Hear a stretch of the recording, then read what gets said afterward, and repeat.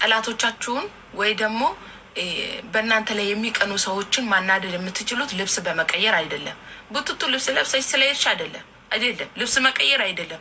ወይ ደግሞ ደህና ጸጉር በመሰራት አይደለም። ልብስ በመቀያየር አይደለም። ህይወትሽን በመቀየር ነው ውዴዋ።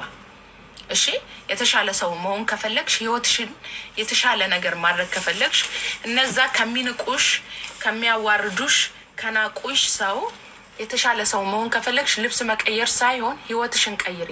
በስራሽ ላይ ጎበዙኝ፣ የተሻለ ደረጃ ላይ ድረሽ። የዛን ሰዓት ራሳቸው መተው ነው ይቅርታ ጠይቀው ጎንበስ ብሎ አንቺ ስር የሚሆነው። ስለዚህ የሰው ልጅ ከሰው ብዙ ጊዜ ፍቅረኛችሁ ጋር ስትጣሉ፣ ጓደኞቻችሁ ጋር ስትጣሉ ወይ የሆነ ነገር ስታደርጉ ምንድነው ልብስ ለመቀየር ነው የምትራራጡት። ኖ ልብስ መቀየር አይደለም ዋና ፖይንት። ህይወትሽን ቀይሪ ውዴዋ።